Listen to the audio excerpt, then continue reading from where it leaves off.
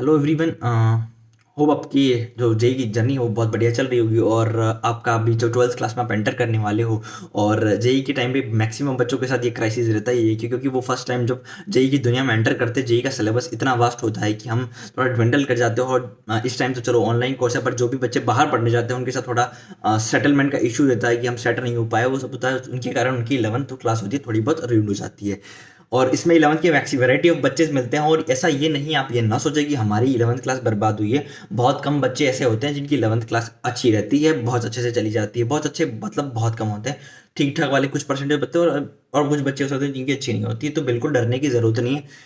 एक बात आप दिमाग में क्लियर कर लीजिएगा कि ऐसा नहीं है आपको जीरो आता है, कुछ नहीं आता। क्योंकि जेई की जो तैयारी जो करवाते हैं उसमें आपको इतना डेवलप करते हैं, आप सवालों को समझ पाए, सवाल सवाल सॉल्व कर पाए, समझ पाए, खुद से कर पाए सारी चीजें। आप वो उस जर्नी में डेवलप हुए, भले आपको चीजें अच्छे से क्लियर नहीं हो, बट आपका ब्रेन का लेवल डेफिनेटली इंक्रीज हुआ है। तो घबराने की जरूरत है। अगर अपना ट्रूली एफर्ट मारा है आपने, फिर भी चलो भाई कभी कभार मक्कारी कर लिया, आपने सवाल नहीं किया, कोचिंग का होमवर्क पूरा नहीं किया, तो बात तब थोड़ा उसमें अब हो जाता है, सबके साथ हो जाता है वो मैक्सिमम। बट एक चीज आप रिग्रेट ना रखिएगा कि मेरी 11th क्लास बर्बाद हो गई है, मेरी 11th क्लास रुइन हो चुकी है। बिल्कुल निश्चिंत रहिए, आपकी 11th क्लास कुछ हद तक तो अच्छी हुई है, पर आपका होमवर्क छूटा है।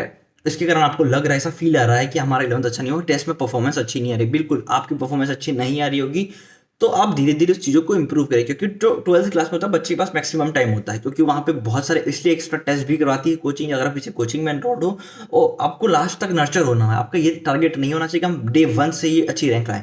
आपका टारगेट होना चाहिए धीरे धीरे धीरे धीरे रैंक बढ़ती जाए। और ये चीज़ हम उस टाइम पे देख के सोच नहीं पाते। हमारे होता है कि तुरंत रिजल्ट चाहिए, तुरंत रिजल्ट चाहिए। हम ये नहीं सोचते कि हम यहाँ पे तैयारी करने आए, हम प्रिपेयर्ड नहीं है उस चीज़ के लिए। अगर आप प्रिपेयर्ड करने होते तो आप एग्जाम में तैयारी करने आते ही नहीं, और आप वहीं से घर बैठे ही एग्जाम को क्रैक कर लेते बिना तैयारी के।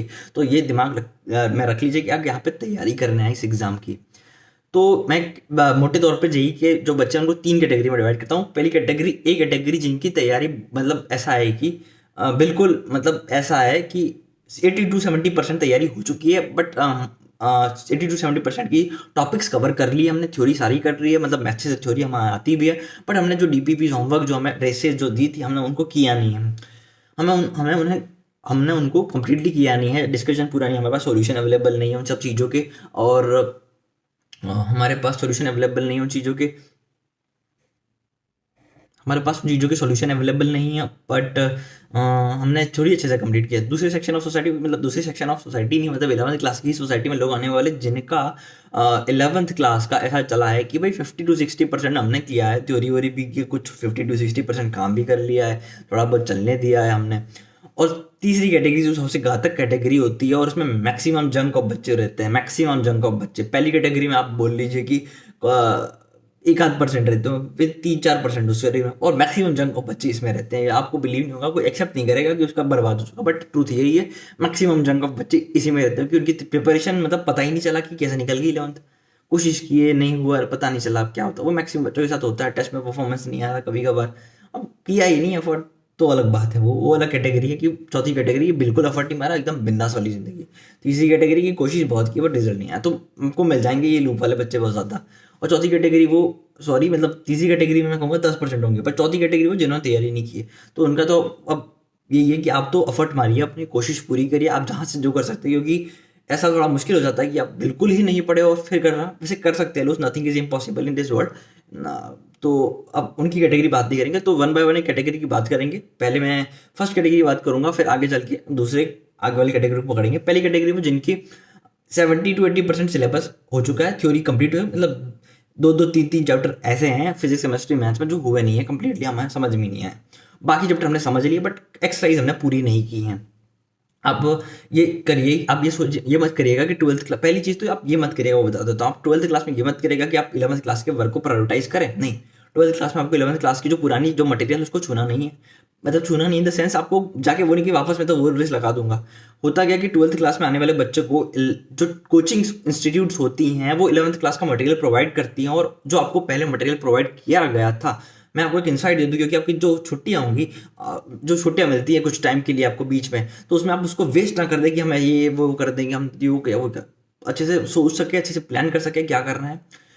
तो आपको कोचिंग इंस्टीट्यूट जो मटेरियल प्रोवाइड करेंगी 12th क्लास में, उसमें आपके 11th क्लास का मटेरियल होता है। हर अलग से रेस मिलती, अलग से कोचिंग, आपको डीपीपीसी वाला सिस्टम तो डीपीपीसी अलग, रेस वाला सिस्टम और रेस वाला, तो अलग से आपको डीपीपीसी और रेस मिलती जाएंगी 11th और 12th की। जो क्लास में 11th क्लास की जो क्लास में रेगुलरली डिस्कस होगी, चैप्टर टू चैप्टर आपको मिलती जाएगी। उसमें जो सेलेक्टेड क्वेश्चन जो पिछली रेस और शीट के होंगे वो आपको मिलेंगे और आपका वो टीचर उनको क्लास में डिस्कस करेगा, तो उनको आप ईमानदारी से कर लीजिएगा। उसकी थ्योरी आपको टीचर पढ़ने का बोल देगा, बेटा ये जो टॉपिक्स आपको करके ना इसको डिस्कस, उसकी थ्योरी पढ़े, उनको ईमानदारी से कर लीजिए। थोड़ा एफर्ट ज़्यादा मार लीजिएगा बिल्कुल, क्योंकि कोचिंग डिसाइड करता है कि ये करने, मतलब वो फिक्स टाइम सोच के देते हैं, वर्कलोड उनका डिवाइडेड होता है, बहुत सही तरीके से प्लान होती है उनकी सारी चीज़ें। इसलिए हम कोचिंग इंस्टीट्यूट ज्वाइन करते हैं ताकि हम कोई गलत डिसीजन ले ना बैठे, ताकि हमारी पूरी प्रिपरेशन एक चैनल से पास हो और अच्छे से रिजल्ट आ जाए।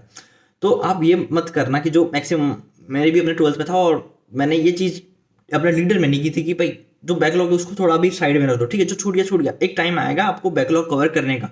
मैं 12th में ऐसा कि 11th की बैकलॉग को कवर करो तो एक नुकसान क्या, मेरी परसेंटाइल छूट जब करी, जब मैंने बैकलॉग को बोला कि जब एक राइट टाइम आएगा आपका, राइट टाइम आपका छूट गया, अगला राइट टाइम आएगा उसमें कर लेंगे, भले थोड़ी एफिशिएंसी कम हो जाएगी, पर जो चल रहा है उसको नहीं बिगाड़ना। आपको 12th क्लास को पहली प्रायोरिटी देनी है, उसके नोट्स, उसके डीपीपी, उसकी रेसेस शीट जो भी है वो रेगुलर करनी है। 11th क्लास का कोचिंग जो मटेरियल दे रहा है उसकी को करना है आपको, अभी तो ये ज़्यादा इंपॉर्टेंट होगा आपको। जैसे कि मान लो अगर आपके 2-3 चैप्टर में से, अगर वो मैथ्स की बात करूँ स्पेशली मैं, क्योंकि मैथ्स में ऐसा है कि फंक्शन जो चैप्टर है अगर आपको 11th क्लास में करवा दिया गया है वो आपको 12th क्लास में मदद करता है, तो फंक्शन चैप्टर को एक बार जरूर देख लीजिएगा, उसको समझ लीजिएगा, क्योंकि आजकल नेट पे इतना रिसोर्स अवेलेबल है। और हो सकता है तो मैं भी फंक्शंस को आप यहाँ पे अपलोड कर दूंगा, उसका एक लेक्चर बना के। और दूसरा है कि आप क्वाड्रेटिक इक्वेशन तो बेसिक आपको पता ही होगा, वो देख लीजिएगा। और अगर आपका कोनिक सेक्शन की शुरुआत हो चुकी है स्ट्रेट लाइन और सर्कल की, तो आप स्ट्रेट लाइन और सर्कल को देख लीजिएगा, वो ज़्यादा इंपॉर्टेंट है, क्योंकि conic section, parabola, hyperbola, ellipse जो स्कोरिंग पोर्शन है मैथ्स का, वो आपका कहीं बिगड़ ना जाए इनके चक्कर में। बाकी फिजिक्स का मैकेनिक्स क्वेश्चन होता है, वो धीरे धीरे आप स्ट्रेंथन होता जाएगा 12th क्लास में। अगर आप 11th का जो साइड बाय साइड जो डीपीपीस दी जा रही है उसकी हसल मारते रहोगे, रेसेस तो धीरे उनकी हसल मारोगे तो आपकी हो जाएगी। और केमिस्ट्री की बात आ रही है, अगर आपको लग रहा है कि केमिस्ट्री में भाई इनऑर्गेनिक केमिस्ट्री वैसी सब्जेक्ट है, तो आप अपने टीचर से कंसल्ट करिए, क्योंकि हर टीचर का पढ़ाने का तरीका होता है, अलग होता है केमिस्ट्री में। तो आप वो आपको बेटर गाइड कर सकते हैं कि उनके फ्रीक्वेंसी के साथ क्या चीज़ स्टार्ट कर जाएगी। तो ये आप तो हर टीचर के साथ रखिएगा कि टीचर से ज़्यादा इंटरेक्शन रखिएगा, क्योंकि उन्हें इस फील्ड का ज़्यादा एक्सपीरियंस है, वो जानते हैं, उन्होंने 1000 बच्चे ऐसे देखे हैं जो इसके अंदर से ऐसी तरीके से पास किए हैं। तो ये गलती मत करेगा कि हम टीचर से बात ही ना करें, इंट्रोवर्ट ना बने, अपने टीचर से खुल के बात करें। टीचर आपको कुछ जज नहीं करते हैं, क्योंकि आप ये बात समझ लीजिए कि आप यहाँ पे प्रिपरेशन करने आए हैं, आप प्रिपेयर्ड नहीं है। अगर प्रिपेयर्ड होते तो आप वहाँ पे कभी प्रिपरेशन करने जाते ही नहीं उनके अंडर में, तो आप सीखने वाले स्टेज में है। आपको धीरे धीरे धीरे आपको फाइनली जब जेई का जो मेन पेपर होगा उसमें आपको अपना बेस्ट देना है, बाकी आपको डेली इंप्रूव करना है, तो ये आपका टारगेट होना चाहिए।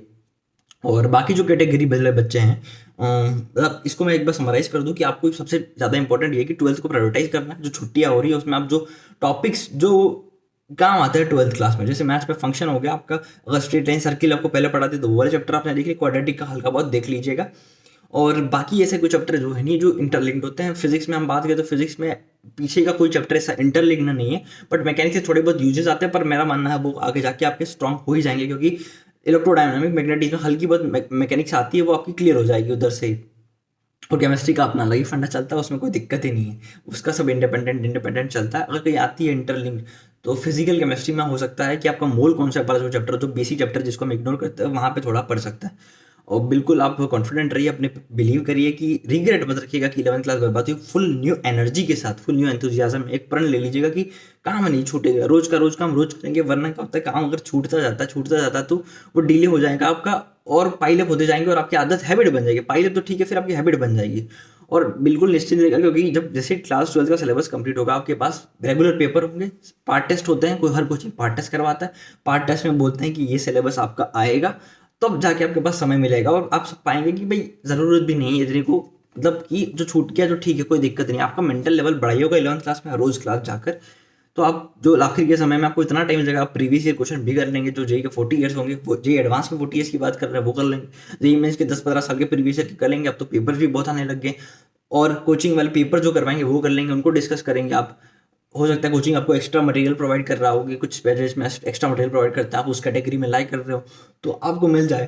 तो बिल्कुल डरने की जरूरत नहीं कि बिगड़ गया है, ऐसा कुछ नहीं है। बिल्कुल आप कॉन्फिडेंट रहिए, छुट्टियों को अच्छे से, जो छुट्टी आएंगी उसको अच्छे से प्लान करिएगा, आपका अच्छा रिजल्ट आएगा। थैंक यू और बेस्ट ऑफ लक।